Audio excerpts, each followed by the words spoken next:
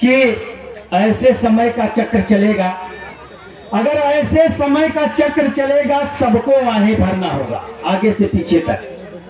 अगर ऐसे समय का चक्र चलेगा सबको आहें भरना होगा, मिटे न फिर इतिहास विरासत प्रतिभाओं को करना होगा। ऐसे समय का चक्र चलेगा सबको आहें भरना होगा, मिटे न फिर इतिहास विरासत प्रतिभाओं को करना होगा। अरे फिरंगी से जीत गए तुम, फिरंगी से जीत गए तुम, दो रंगी से लड़ना होगा। सोने की चिड़िया हो भारत, भीष्म प्रतिज्ञा करना होगा, भीष्म प्रतिज्ञा करना होगा।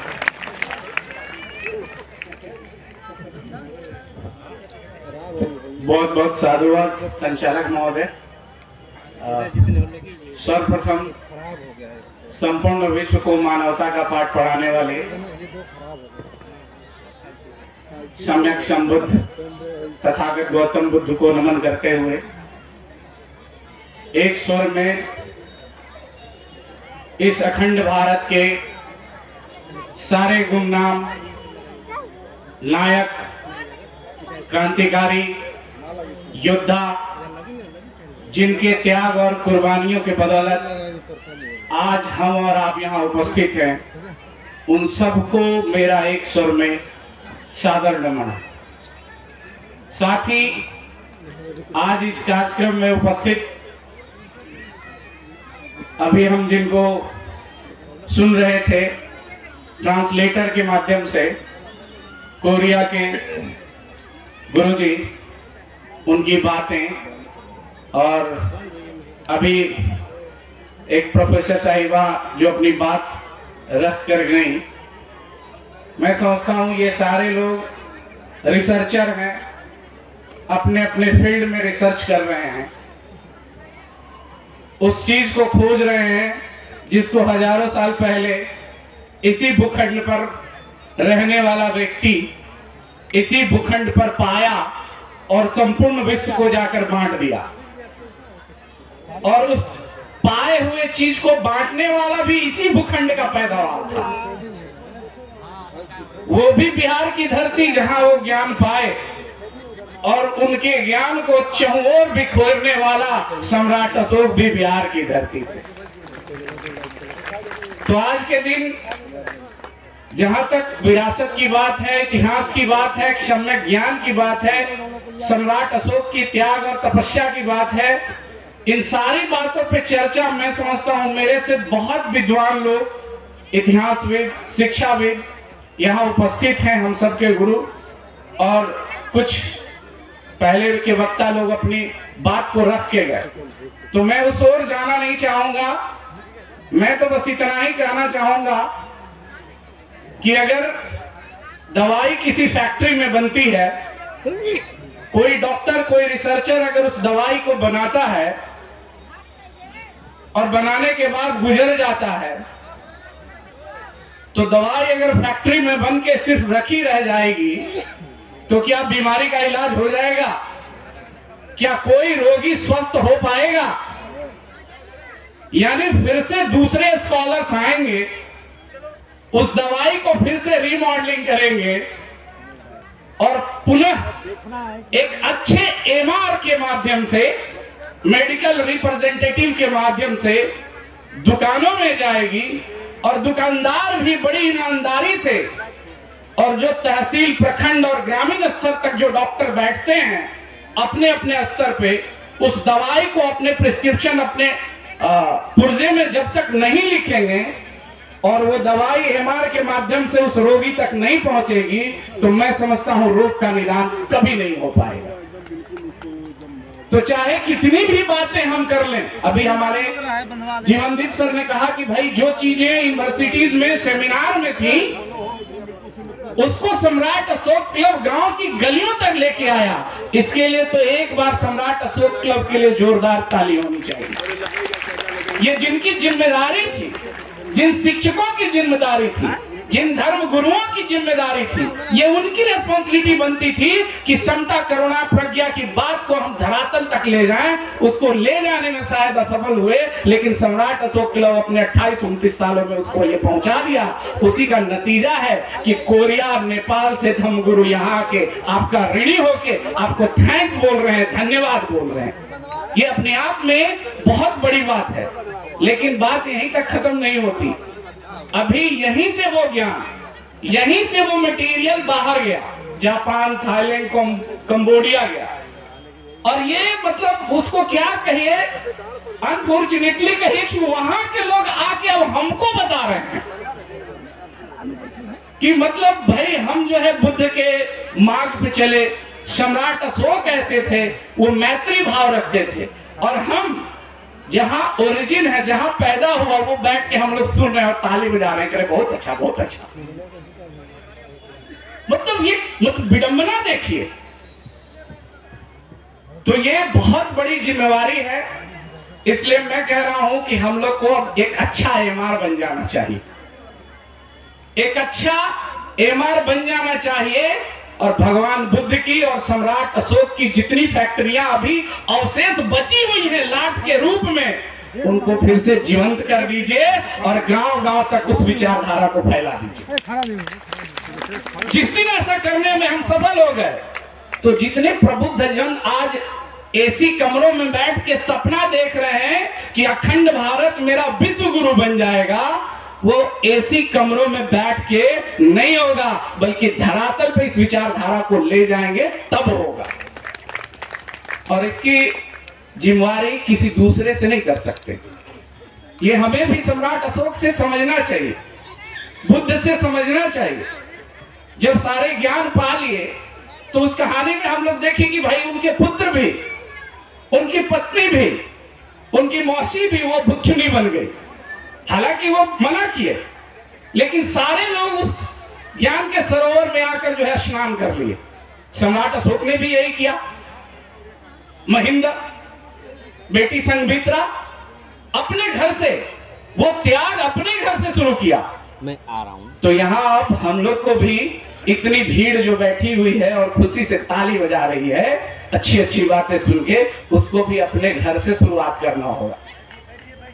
क्रांति के लिए भगत सिंह चाहिए, चंद्रशेखर आजाद चाहिए, बिस्मिल्लाह खां चाहिए, लेकिन कहां? पड़ोसिया के घर में, अपने घर में नहीं। तो फिर कहां से हम अखंड भारत की बात सोचते हैं? और खास करके हमारे वो क्रांतिकारी साथी जो इस मैरून ड्रेस को पहन लिए हैं, उनकी बड़ी जिम्मेवारी बन जाती है। उनकी बड़ी जिम्मेवारी इसलिए बनती है क्योंकि अभी जितने भी वक्ता आए पूर्व के, उन्होंने इतिहास को आपके साथ जोड़ा। तो भाई जिसके साथ जोड़ा, उसकी रिस्पॉन्सिबिलिटी तो बढ़ी जाती है। और इसलिए इस पावन माटी को मैं बार बार इसका कृतज्ञ हूं, लटिया की, जवनिया की पावन माटी का, कि एक बार पुनः जैसे अभी गुरुजी आए, भगवान बुद्ध को गया में ज्ञान प्राप्त हुआ, विलय में ज्ञान प्राप्त हुआ, और चेला वहां नहीं ढूंढे, चेला यूपी में सारनाथ में आके बनाए। ज्ञान वहां मिला, लेकिन उतना दूर तक उनको कोई सटीक जो है योग एलिजिबिलिटी वाला चेला दिखा नहीं, इसलिए सारनाथ में आके शिष्य बना लिए। फिर से इतिहास दोहराया जा रहा है। क्रांति की लो, चाहे आप मास्टर जगदीश जगदेव बाबू को ले ले, जिनकी जयंती पे आज कार्यक्रम कर रहे हैं हम लोग। क्रांति की लो वहां लगी, एक जगह और फैल गई।